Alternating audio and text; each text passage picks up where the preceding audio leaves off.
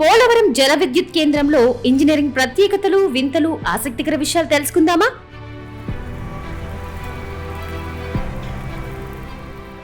గోదావరి నదిపై ఎడమగట్టు వద్ద తూర్పుగోదావరి జిల్లాలో పోలవరం ప్రాజెక్టుకు అనుబంధంగా 960 మెగావాట్ల జల విద్యుత్ కేంద్రం నిర్మిస్తున్నారు. జల విద్యుత్ కేంద్రంలో 25 మెగావాట్ల సామర్థ్యం మించి విద్యుత్ ఉత్పత్తి అయితే ఆ కేంద్రాన్ని భారీ విద్యుత్ కేంద్రంగా పరిగణిస్తారు. పోలవరం 960 మెగావాట్లు అంటే ఎంత పెద్దదో అర్థం చేసుకోవచ్చు. ఈ కేంద్రం సామర్థ్యపరంగా దక్షిణాదిలోనే సింగిల్ ఉత్పత్తి కేంద్రాల్లో పెద్దది కానుంది. ఈ విద్యుత్ ఉత్పత్తి కేంద్రాన్ని నిర్మిస్తోంది మెగా ఇంజనీరింగ్ సంస్థ. ఇంత పెద్ద కేంద్రం దక్షిణాదిలో ఇప్పటి వరకు లేదు.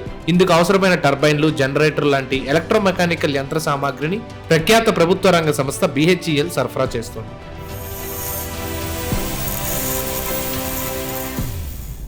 ఒక్కొక్కటి 80 మెగావాట్ల సామర్థ్యం కలిగిన 12 యూనిట్లతో ప్రాజెక్టును నిర్మిస్తున్నారు. ప్రపంచంలోనే పెద్దదైన స్పిల్వేతో నిర్మిస్తున్న పోలవరం జలాశయానికి అనుబంధంగా చేపట్టిన విద్యుత్ ఉత్పత్తి కేంద్రం ప్రత్యేక పనులతో ముందుకు సాగుతోంది.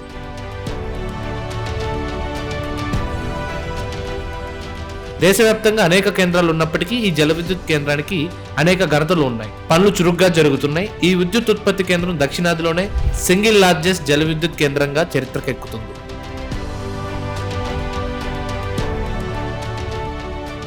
ఈ ప్రాజెక్టులో ప్రత్యేకత ఏంటంటే కప్లాన్ టర్బైన్లు ఏర్పాటు చేస్తున్నారు. అవి ఎంత పెద్దవంటే ఇంతవరకు అంత పెద్ద వాటితో విద్యుత్ ఉత్పత్తి కేంద్రాన్ని ఆసియాలోనే నిర్మించలేదు. ఒక్కో టర్బైన్ ప్రకారం చూసినా, మొత్తం 12 యూనిట్ల ప్రకారం చూసినా ఇండియాలోనే కాదు ఆసియాలోనే పెద్దవి. వీటి సామర్థ్యాన్ని సాంకేతికంగా రేటింగ్ ప్రకారం పిలుస్తారు. అంటే 80 మెగావాట్ల రేటింగ్ తో పనిచేస్తాయి. రేటింగ్ ఆధారంగా విద్యుత్ ఉత్పత్తి సామర్థ్యం పెరగటం లేదా తగ్గడం సాధ్యమవుతుంది. ఇక్కడ రేటింగ్ ఎక్కువ కాబట్టి ఆ ప్రకారం ఎక్కువ విద్యుత్ ఉత్పత్తి అవుతుంది. నీటి ప్రవాహ సామర్థ్యం, క్యూసెక్కులు లేదా క్యూమెక్కులతో పాటు నీటి విడుదలయ్యే ఎత్తు అంటే హెడ్ ఆధారంగా మెగావాట్ల రేటింగ్ ను నిర్ణయిస్తారు. ఇక్కడి పరిస్థితులను బట్టి అంత పెద్ద కప్లాన్ టర్బైన్లతో జల విద్యుత్ కేంద్రం నిర్మిస్తున్నారు.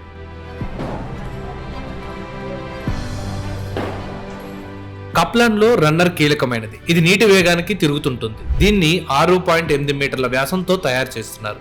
ఇదే ఈ ప్రాజెక్ట్ లో మరో ప్రత్యేకత. మనకు అర్థమయ్యే విధంగా చెప్పాలంటే గంటకు 80 లక్షల వాట్ల విద్యుత్ ఒకే టర్బైన్ నుంచి వీలవుతుంది. నీటి విడుదల 331 ఘనపు మీటర్లు ప్రతి సెకండ్ కు ప్రతి యూనిట్ నుంచి ఉంటుంది. నీటి విడుదలయ్యే ఎత్తు అంటే హెడ్ 27 మీటర్లు. మనకు వాడుకలో చెప్పేది 81 అడుగులు. దీన్ని బట్టి దాదాపు 9 అంతస్తుల భవనం అంత ఎత్తు నుంచి నీరు పెన్స్టాక్ల ద్వారా టర్బైన్లకు చేరుతుంది. దాంతో 100 సార్లు రొటేషన్ పర్ మినిట్ పద్ధతిలో ప్రతి యూనిట్ పనిచేస్తుంది.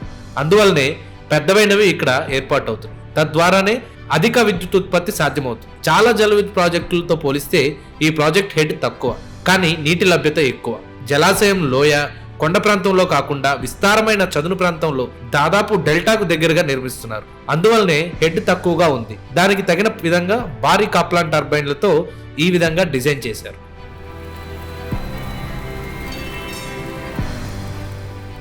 నీటి ప్రవాహ వేగ ఒత్తిడితో టర్బైన్ తిరిగిన తరువాత జనరేటర్ విద్యుత్తును ఉత్పత్తి చేస్తుంది. ఈ కేంద్రంలో సింక్రోనస్ జనరేటర్లు ఏర్పాటు చేస్తున్నారు. ఈ తరహా జనరేటర్లను ఏర్పాటు చేయటం ఇక్కడ ప్రత్యేకత. ఎందుకంటే నీటి ప్రవాహ వేగానికి తగ్గట్టుగా విద్యుత్ ఉత్పత్తి చేయాలి. ఈ పద్ధతిని ఆల్టర్నేటర్ అని కూడా పిలుస్తారు. ఈ విధమైన జనరేటర్లు పోలవరం లాంటి పెద్ద ప్రాజెక్టుల్లోనే ఏర్పాటు చేస్తారు. ప్రతి జల విద్యుత్ కేంద్రంలోనూ వాటిని ఏర్పాటు చేయరు. వీటి వల్ల విద్యుత్ ఉత్పత్తి సామర్థ్యం పెరుగుతుంది. మొత్తంగా జల విద్యుత్ కేంద్రంలో 99% వరకు సామర్థ్యం వీలవుతుంది. సాధారణ కేంద్రాల్లో ఇండక్షన్ జనరేటర్లనే ఏర్పాటు చేస్తారు. అంతంత పూర్తి స్థాయిలో విద్యుత్ ఉత్పత్తి చేయలేవు. ఈ కేంద్రంలో నీటి ప్రవాహం ఎక్కువ కాబట్టి అందుకు తగిన విధంగా పవర్ జనరేట్ చేయడానికి సింక్రోనస్ జనరేటర్లు ఏర్పాటు చేస్తున్నారు. ఇదే ఇక్కడ ఇంకో ప్రత్యేకత.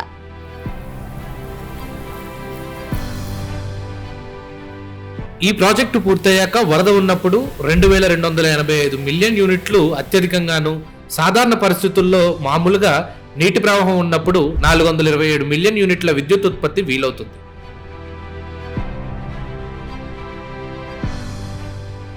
ఏ ప్రాజెక్టులోనూ లేని విధంగా పోలవరం 90% నీటి లభ్యత ఉంటుంది. గరిష్టంగా 82,000 క్యూసెక్ల నీటిని విద్యుత్ ఉత్పత్తి కోసం వినియోగించవచ్చు. వరద సమయాల్లోనే కాకుండా సాధారణ సమయంలోనూ గోదావరి ఆయకట్టుకు అందించే నీటిని ఈ కేంద్రంలో విద్యుత్ ఉత్పత్తి చేసిన తర్వాత, అంటే దాదాపు ఏడాది పొడవునా విద్యుత్ జనరేట్ చేసే విధంగా నిర్మిస్తుండటం ఇక్కడ ప్రత్యేకం. కనీసం 11,100 క్యూసెక్ల నీటి ప్రవాహం ఉంటే చాలు. సీలేరు నుంచి విడుదలయ్యే నీటి నుంచి రబీ కాలంలో జనరేషన్ సాధ్యం. పోలవరంలో పూర్తి స్థాయి నీటి మట్టం 150 అడుగులు అయితే కనీసం 105 అడుగులకు నీటి మట్టం పడిపోయే వరకు జల విద్యుత్ ఉత్పత్తి చేయవచ్చు.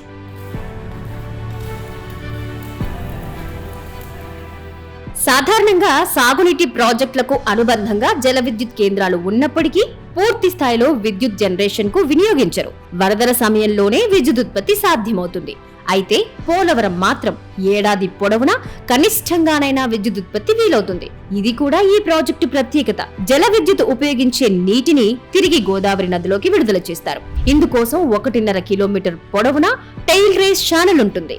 దీని ద్వారా నీరు తిరిగి గోదావరిలోకి చేరి కాటన్ బ్యారేజ్ కి, అక్కడి నుంచి గోదావరి డెల్టాకు రబీకి సాగునీరు అందుతుంది.